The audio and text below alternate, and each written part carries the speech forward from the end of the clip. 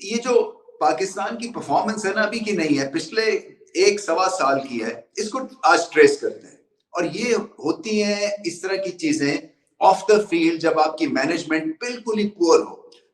Pakistan बामुकाबला New Zealand चौथा T20 और 7 विकेटों से न्यूजीलैंड ने पाकिस्तान को एक बार फिर शिकस्त दे दी है। कीवीज ने शाहीनों को एक बार फिर दबोच लिया है। हमारे ऊपर भी मोहम्मद हफीज आ गया था, हमने कहा था पाकिस्तान बेटर साइड है इस T20 सीरीज में, बट 4-0 रिजल्ट आया। आज तो हम अब तक का रिजल्ट ये है, और आज तो हम टॉस भी जो है वो भी हमने गलत फैसला नहीं किया। हमें ये सब क्या कहेंगे? हम देख रहे हैं कि back to back Pakistani team को सिर्फ शिकस्त का ही सामना है, और पाकिस्तानी अवाम ने भी बहुत उम्मीदें लगाई होती है क्रिकेट से, क्योंकि जब जीतती है टीम तो कहीं ना कहीं पूरे मुल्क में खुशी की लहर दौड़ती है। नमस्कार दोस्तों, जय हिंद। दोस्तों, पाकिस्तान का न्यूजीलैंड के आगे 4-0 हो गया और पाकिस्तान का 5-0 होने वाला है। पाकिस्तान इस वक्त पाकिस्तान की टीम की परफॉर्मेंस पर काफ़ी ज़्यादा गुस्सा है, क्योंकि पाकिस्तान की टीम ने चारों ही T20 मैच में न्यूजीलैंड को अभी तक कोई फाइट नहीं दिया। हर एक मैच न्यूजीलैंड ने आसानी से जीता है। क्या पाकिस्तानियों का रिएक्शन? वीडियो को स्टार्ट करते, लेकिन उससे पहले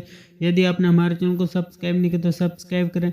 वीडियो पसंद आए तो लाइक करें, कमेंट करो, शेयर करें। जय हिंद, वंदे मातरम। जो पॉलिटिकल हो जाए, जिसको क्रिकेट की समझ ना हो, जो कि एक एजेंडे के साथ आए और पाकिस्तान क्रिकेट का बेड़ा गर्क करके और आराम से साइड पे होके चला जाए, क्योंकि उनके मकासद जो है ना वो ये नहीं है कि पाकिस्तान क्रिकेट ऊपर जाए। उनके मकासद ये हैं कि अपनी कुर्सी पे बैठे रहें, बाय हुक और क्रुक पॉलिटिकल कर दें सारे सिस्टम को, और फिर राय मशवरे के तहत के सहारे जो है वो क्रिकेट को आगे लेके चले। सो डिजास्टर रेसिपी ये बड़े दिनों से पक रही है, और इसके जो मुजद हैं वो नजम सेठी थे। इसलिए कि जब वो आए उनको खामखा ये ख्याल था कि ये प्लेयर पावर है बड़ी, ये बाबर आजम एंड कंपनी जो है बहुत स्ट्रांग हो गए हैं, और इनकी ऐसी की तैसी हम जो है बताते हैं इनको कि किस तरह से जो है वो क्रिकेट बोर्ड जो है वो ऑल पावरफुल है। सो क्या किया उन्होंने? टीम तोड़ दी, उन्होंने स्कीम्स की, उन्होंने इंट्रीग्स की, उन्होंने बाबर आजम के खिलाफ एक मास खड़ा कर दिया, और अच्छी भली चलती हुई टीम का बड़ा गर्क करके रख दिया। समझ है नहीं है, मगर पोजीशन चाहिए है, और इर्द गिर्द अपने 2 नंबर के बंदे लगा लेते हैं, और एक तरह से करप्ट क्रिकेट बोर्ड के सिस्टम बिल्कुल करप्ट करके चले जाते हैं। उसके बाद जका अशरफ आ जाते हैं। खैर, इनको तो क्रिकेट का बिल्कुल भी आइडिया नहीं है, बहुत गूफ किस्म की इनकी लीडरशिप है ही नहीं है इनफैक्ट। और मुझे नहीं समझ आती कि ये वहां पे है क्यों, जबकि आईपीसी इनको हिलने नहीं दे रही है।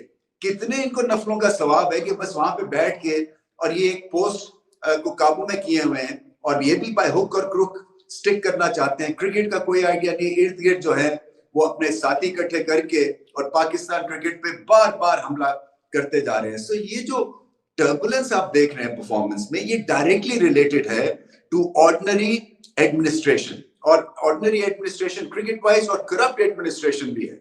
एनीवे, बात सारी ये है कि बार बार आप हार रहे हैं, और किस वजह से हार रहे हैं? लीडरशिप ठीक नहीं है, और साफ पता चलता है कि अगर आप एक फ्रेंचाइज को लीड करते हैं और उसके एक प्रेशर क्रिएट कर देते हैं कि जी देखिए ये फ्रेंचाइज के लीडर है, और मीडिया के थ्रू एक ऑलमोस्ट कैंपेन लॉन्च हो जाती है, तो बिग बैश के जो फिर विनिंग कैप्टन होता है, या किसी आईपीएल का विनिंग कैप्टन है, उसको भी फिर आप इंडिया का या ऑस्ट्रेलिया का कप्तान बना दें, ऐसे नहीं चलता है। आपको देखना पड़ता है कि कौन कितने किसमें जरासीम है कप्तानी के, और ओवरऑल आप क्या देखना चाह रहे हैं इस टीम से। बैटिंग भी मिल गई, तब भी नतीजे में कोई फर्क नहीं आया।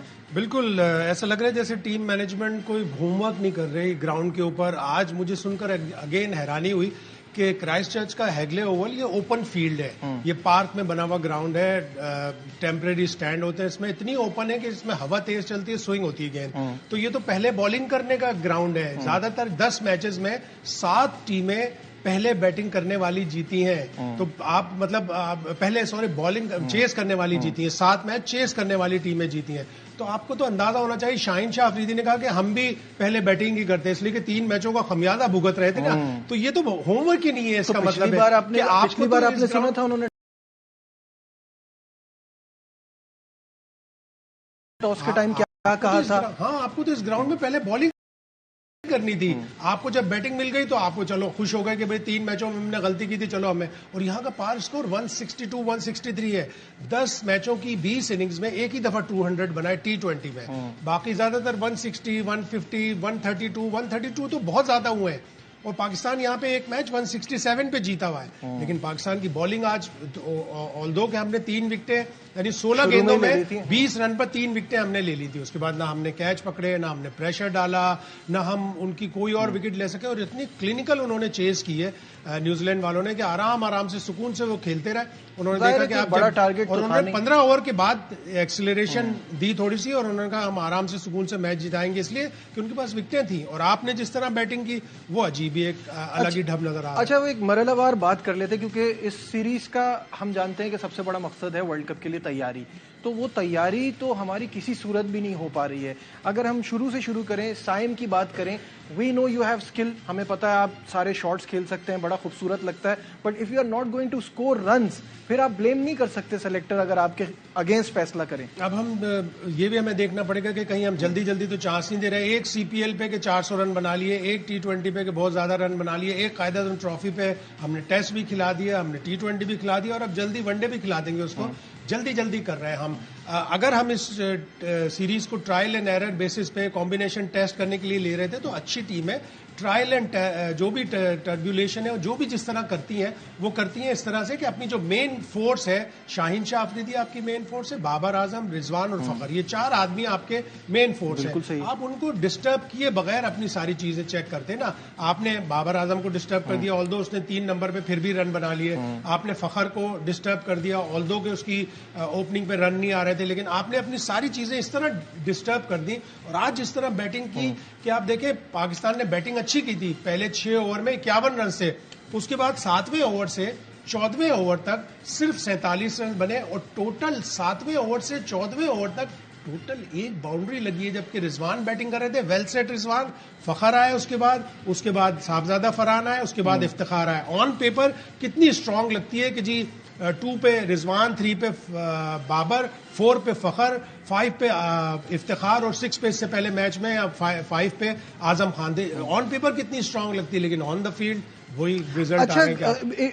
It might sound a bit weird जब आप रिजवान ने इतने अच्छी स्कोर किया है और उनका स्ट्राइक रेट भी अच्छा है, और उसके बाद आप उन पे क्रिटिसाइज करें, बट ये पॉइंट तो है कि अगर फिन एलन 20 ओवर खेलते हैं तो उनके रन क्या होते हैं और वो किस हिसाब से होते हैं। ठीक है, चले मैं कहता हूं once in a lifetime inning है, लेकिन आप रोहित शर्मा की मिसाल ले लें। हमारा वही प्लेयर अगर फखर होगा 63 बॉल खेलेगा तो वो 100 बनाएगा। रिजवान या बाबर से रिजवान वनडे की क्रिकेट T20 में खेल रहे हैं, लेकिन आप अभी भी 63 बॉल में 90 उसने की है, बाकी 57 बॉल में सिर्फ 68 रन बने। लेकिन पाकिस्तानी टीम की जानिब से कोई खातिर खा नताइज सामने नहीं आ रहे। देखिए, जब आप हारना शुरू करते हैं ना तो ये भी एक एपिडेमिक होता है। जब जीतना शुरू करते हैं तो आपको हार का मतलब ही भूल जाते हैं, और जब आप हारते हैं तो आपको जीत नजर ही नहीं आती है। तो ये एक डाउनवर्ड स्पाइरल जो कहते हैं ना, एक नेगेटिव स्पाइरल में फंस गई है टीम।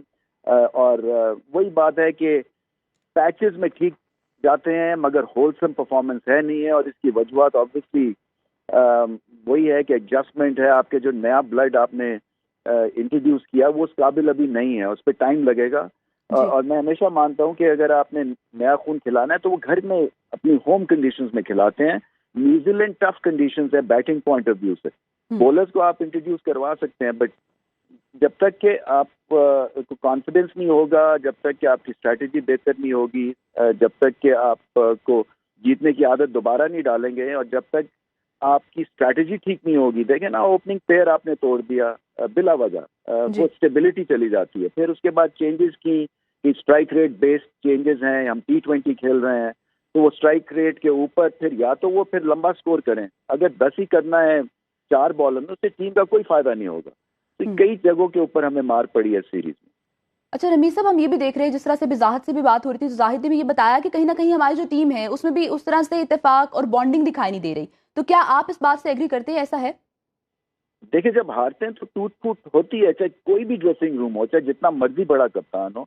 तो ये तो एक यंग सा ड्रेसिंग रूम है अंडर न्यू लीडरशिप, और नया आपका कोचिंग स्टाफ आया है। सो हर एक, और मैं पहले भी ये कहीं बात की थी कि जब सिचुएशन टर्बुलेंट है, जब आपको झटके लग रहे हैं, जब आपको पता नहीं है कि एडमिनिस्ट्रेशन ये पीसीबी की कितनी देर रहती है, इलेक्शन के बाद क्या होना है, नया लीडर आया, तो आप कम छेड़खानी करें। आप एक्सपेरिमेंटल स्टेज में चले गए टर्बुलेंट के दरमियान, जिससे कि और प्रेशर क्रिएट हो गया। तो जब आप हारते हैं तो आपकी यूनिटी जो है उसके ऊपर एक तरह से पॉज लगता है और फिर उंगलियां उठनी शुरू हो जाती हैं। और ये सिर्फ पाकिस्तान की अगर मसला है तो ये इनका नहीं है, ये हर ड्रेसिंग रूम में यही होता है कि जीत के साथ बहुत अजाब आता है। तो दोस्तों, पाकिस्तान की लगातार हार से रमीज राजा काफ़ी ज़्यादा परेशान है। रमीज राजा का कहना है कि पाकिस्तान का जिस तरह से टीम का कॉम्बिनेशन पूरी तरीक़ा से पीसीबी के लोगों ने बिगाड़ा, उससे पाकिस्तान अभी तक नहीं जीता और ना ही जीत पाएगा, क्योंकि जिस तरह से पाकिस्तान का कॉम्बिनेशन चल रहा है उससे पाकिस्तान की क्रिकेट टीम में इस वक्त काफ़ी ज़्यादा बवाल मचा हुआ है, क्योंकि पाकिस्तान का कोई भी ना तो ओपनर चल पा रहा है और ना ही पाकिस्तान के बाद वाले बल्लेबाज कुछ कर पा रहे हैं, क्योंकि पाकिस्तान ने जिस तरह से ओपनिंग कॉम्बिनेशन को पूरी तरीक़ा से ख़त्म किया था। बाबर और रिजवान की जगह साइम अयूब को बाबर की जगह दी थी, लेकिन साइम अयूब कुछ भी नहीं कर पाया। लगातार चारों मैचों में फ्लॉप रहा, जिससे पाकिस्तानियों की उम्मीदें पूरी तरीक़ा से टूट चुकी हैं। अब पाकिस्तान का वाइट वॉश 5-0 से होने वाला है, क्योंकि पाकिस्तान की टीम ने चारों ही मैचों में कोई भी फाइट नहीं दिखाई और न्यूजीलैंड ने पूरे ही चारों ही मैच बड़ी आसानी से जीते हैं। और पाकिस्तानियों को अब कोई भी उम्मीद नहीं है कि पाकिस्तान 5वां T20 जीत पाएगा। जिस तरह से पाकिस्तान की टीम खेल रही है उससे ऐसा लग रहा है कि पाकिस्तान की टीम जीतने के मूड में ही नहीं खेलती है, क्योंकि पाकिस्तान का कोई भी बल्लेबाज न्यूजीलैंड गेंदबाजों का सामना नहीं कर पाता है। आपकी क्या राय कमेंट में जरूर से करें। यदि आप चैनल पर नए, चैनल को सब्सक्राइब करें। वीडियो पसंद आए तो लाइक करें, कमेंट करो, शेयर करें। जय हिंद, वंदे मातरम।